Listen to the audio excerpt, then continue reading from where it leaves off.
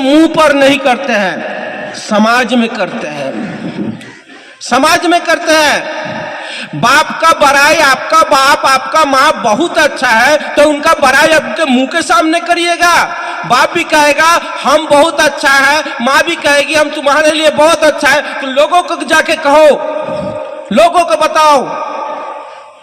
तो शिव हमारे गुरु हैं, बहुत ये भी उनकी बड़ाई कर रहे हैं, लेकिन हम लोगों के साथ में, लोगों के बीच में, समाज के बीच में कह रहे हैं। कहते क्या है साहब, आप शिव को बांटिएगा तब आपको शिव मिलेगा। आप समाज में प्रेम बांटिएगा तब आपको समाज के लोग प्रेम करेंगे। आप समाज में अहंकार बांटिएगा तब लोग आपको भी अहंकार के नजर से देखेंगे। आप समाज में घृणा दीजिएगा तो आपके भी पात्र घृणे के जैसा होगी। समाज या प्रकृति किसी का ऋण नहीं रखता, यह प्रकृति किसी का ऋण नहीं रखता। आप जो दीजिएगा वही आपको रिटर्न मिलेगा। तो साहब कहते शिव को बांटिए, शिव चर्चा में आइए तो शिव को लेकर आइए, और यहाँ से जाइए तो शिव को लेकर जाइए। अपने शिव को अपना बनाया है, उनके साथ में संबंध बनाया है, संपर्क बनाया है। खाली 4 गो मेंबर घर में तो यही मेरा परिवार नहीं, शिव भी मेरा मेंबर है। हम लोग 5 परिवार है अपने घर का सदस्य में। 5 परिवार है कि नहीं? शिव हमारे घर के मेंबर है कि नहीं? सबके घर के मेंबर है कि नहीं? अगर आप शिव से हैं, आपके घर के मेंबर शिव है, तो आपको कोई भी काम, कोई भी दुर्घटना, कोई भी परेशानी आपके जीवन में अकाल नहीं आ सकता, ऐसे नहीं आ सकता। अगर आपके मेंबर में शिव है तो साहब इसी की बात को कह रहे हैं। जो रसगुल्ला का स्वाद नहीं जानता भैया, जो रसगुल्ला का स्वाद नहीं जानता उसको क्या पता रसगुल्ला कैसे खाने में लगता है, मीठा है ना खट्टा है। तो आप रसगुल्ला खाएं, जो खाया वही ना रसगुल्ला का स्वाद जानेगा। आप नमः शिवाय से प्रणाम कर रहे हैं, आप गुरु से दया मांग रहे हैं, आपके परिवार के लोग नहीं मांग रहे हैं, आपके बेटा बेटी नहीं मांग रहा है। आप 10,000 के मोबाइल खरीद देते हैं, 20,000 के बिग बाजार जाने के लिए, पार्टी में जाने के लिए, लेकिन शिव चर्चा में अपने मेंबर को नहीं लेके आते। आज परिस्थिति देखिए, कल भी मैं नौगछिया में यही सब बात कहा था, इसीलिए आज वृद्धाश्रम खुल गया है। पहले के जमाने में वृद्धाश्रम नहीं था, क्योंकि हम अपने बेटा बेटी को अच्छी संस्कार देते थे, बड़े को कैसे प्रेम करे, माँ बाप की कैसे सेवा करे। आज संस्कार है ही नहीं, संस्कार उठ जा रहा है। इसीलिए हर व्यक्ति को पढ़ाई का साथ साथ अध्यात्म का ज्ञान होना चाहिए। इसीलिए शिव चर्चा में कहते हैं कि अपने बेटा बेटी को कहिए ना, घर से स्कूल जाए चाहे कहीं भी जाए, दीदी थोड़ी दया मांग के जाए ना महादेव से। अपने पति को कहिए ना, रात को सोते समय 5 बार नमः शिवाय से प्रणाम कर ले। क्या होगा? कुछ तो नहीं बिगड़ेगा, महादेव का कुछ जाएगा क्या? हमारा ही आपका ना बढ़िया होगा। नमः शिवाय से प्रणाम करने के लिए इसीलिए मैं कहता हूं कि आपके साथ कोई दुर्घटना ना हो दीदी। आपके परिवार मेंबर, आप शिव के शिष्य हैं, हमारे परिवार है आप, आपके घर में कोई ऐसा दुर्घटना ना हो, इसीलिए कहते हैं। कोई भी दुर्घटना कैसे होता है साहब समझाते हैं। मान लीजिए आपको आसनसोल जाना है, आपके घर के किसी को मेंबर को, स्थान, पात्र और काल, सोमवार यानी कोई भी बार समय ले लीजिए, तीनों जब एक जगह मिश्रित होता है तभी कोई घटना घटता है। तो जब आप 108 बार नमः शिवाय से प्रणाम कर रहे हैं शिव को यानी महाकाल को, आपका काल कुछ बिगाड़ नहीं सकता। यानी आपके जीवन में दुर्घटना जो आने वाला था वो आएगा, लेकिन आपको महसूस नहीं होने देगा, क्योंकि आप 108 बार नमः शिवाय से महागुरु महादेव को प्रणाम कर रहे हैं। तो समय यानी काल आप पर कितना भारी पड़ सकता है। तो सिर्फ आप नमः शिवाय से प्रणाम करिएगा, अपने परिवारजनों को नमः शिवाय से प्रणाम करने के लिए नहीं कहिएगा। क्या लगता है? कुछ भी तो नहीं लग रहा है।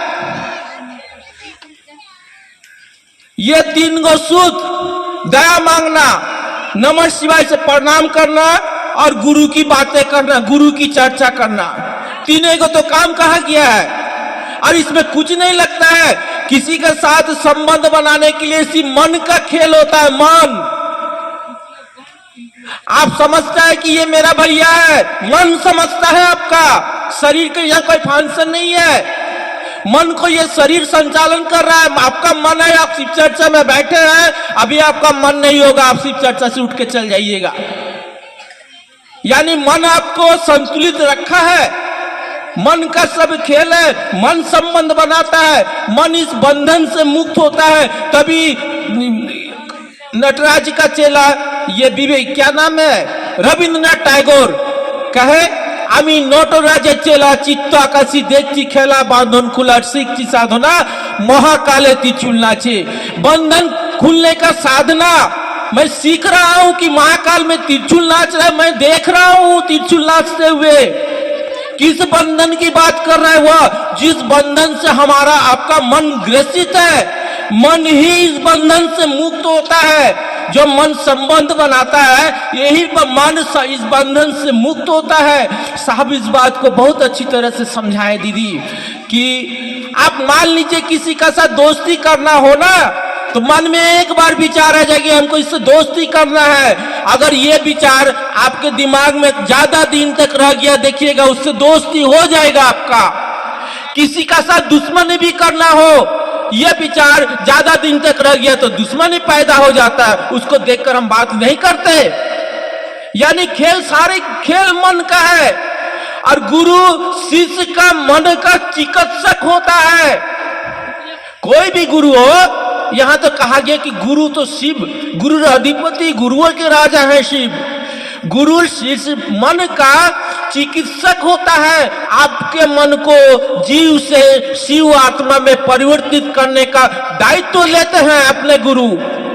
शिष्य को दायित्व लेते हैं, यानी आप इस जीव आत्मा से आप शिव बन सकते हैं। शिष्य को करना नहीं है, मात्र गुरु आदेशित कर्म। गुरु आदेशित कर्म क्या है? अभी थोड़ी देर आगे भैया कह कर गए कि 1986 में आकाशवाणी हुआ साहब के पास। साहब के पास जब आकाशवाणी हुआ तब महादेव ने कहा कि हरिंद्रानंद तुम करते क्या हो? उस समय वो मैजिस्ट्रेट थे। वह नहीं कहा कि मैं मैजिस्ट्रेट हूँ, वो उनके मुंह से निकल गया, या उनको कोई इस बात को कलवा दिया कि मैं शिव का शिष्य बनाता हूं। तब महादेव ने कहे लोगों से भी बनाने के लिए कहो। यानी गुरु आदेशित कर्म यह है, जो शिव का शिष्य होगा वो शिव का शिष्य बनाएगा। जो शिव का शिष्य बनाएगा वही शिव का शिष्य हो सकता है, वही महादेव का चेला हो सकता है। साहब बहुत अच्छी तरह से समझाए। अब शिव, आपको कहा गया शिव का शिष्य बनाने के लिए। अब शिव का शिष्य कैसे बनाइएगा? आप बनाइएगा तभी ना बनिएगा दीदी। आप तो नाम का घोषणा करवा लिए हैं, शिव का गुरु का काम ही नहीं करते हैं, तब कैसे हुई? कैसे शिव का शिष्य बनेंगे? शिव का शिष्य बनाइए, आप शिव का शिष्य बन जाइएगा।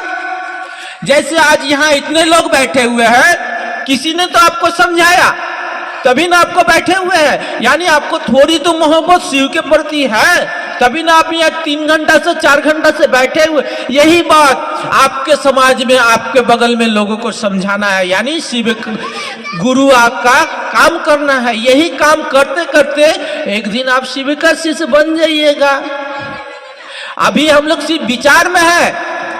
हम लोग मंच पर आकर बहुत बड़ी बड़ी अच्छी अच्छी बात कर लेते हैं, लेकिन शिव शिष्य नहीं बनने का प्रयास कर रहे हैं। अभी हम लोग शिव विचारों में शिव मेरे गुरु है। साहब शिष्यानुभूति में एक शब्द लिखा है, शिव गुरु की तलहटी के नीचे सारी संकीर्णताएं तिरोहित हो जाती है, खत्म हो जाती है।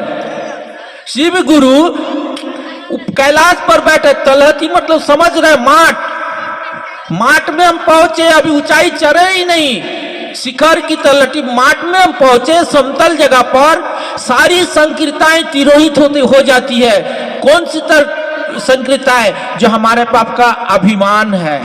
हम लोग देखते हैं कि ये छोटे जात का है, हम बड़े जात का है। अपनी सम्मान अपनी प्रतिष्ठा, अपनी पैसा, ये जो हम लोग चर्चा में खोजते हैं ना, ये खत्म हो जाएगी, तिरोही सब हट जाएगा।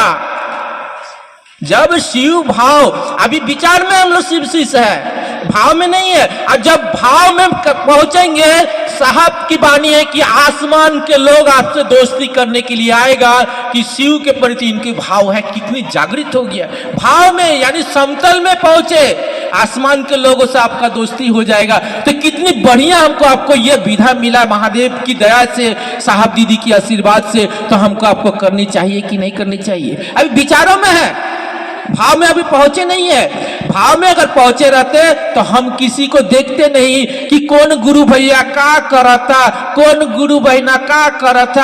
अभी भी देखते हैं हम लोग, जो देखता है उनके पास भाव नहीं है गुरु के प्रति, वो अभी विचार में है। जैसे इस बात को भाव में परिवर्तित होगा, तब घोड़ा बन जाइएगा। घोड़ा को देखे हैं, दोनों बगल सती लगा रहता है, न वो दहना देखता है न बायां देखता है, वो अपनी मंजिल की ओर देखता है। साहब कहते हैं ना, आओ चले शिव की ओर, वो न दहना देखेगा कौन, न बायां देखेगा कौन क्या कर, हमको तो शिव की ओर जाना है, अपनी मंजिल की ओर हमको नजर है। ठीक इसी तरह हमको आपको चलना है। आपकी मंजिल, हमारी मंजिल शिव है, शिव तक पहुंचना है। शिव और आपके बीच में दूजा कोई नहीं है दीदी, कोई नहीं। साहब कहते हैं कि यहाँ तक मैं भी नहीं आपके बीच में, आपके गुरु और चेला के बीच में तो मैं हो ही नहीं सकता। तो बढ़िए शिव की ओर, कदम उठाइए शिव की ओर। यहाँ क्या रखा है, आप जो देखते हैं आज जो है कल नहीं रहेगा। हम आप हैं, हम आप भी कल नहीं रहेंगे। हमारे पूर्वज चल गए, हम आप भी चल जाएंगे एक दिन दूसरे इस दुनिया से। कुछ नहीं रखा है यहाँ पर। जो कहते हैं कि मेरा मेरा, कुछ नहीं मेरा, खाली हाथ आए थे खाली हाथ चल जाएंगे। और जिसके पास जाएंगे अरे उनसे दोस्ती कर लीजिए, वो आप सबसे बड़े साथी है शिव, सबसे बड़े मित्र है आपके, उनसे दोस्ती कर लीजिए, उनको अपना बना लीजिए।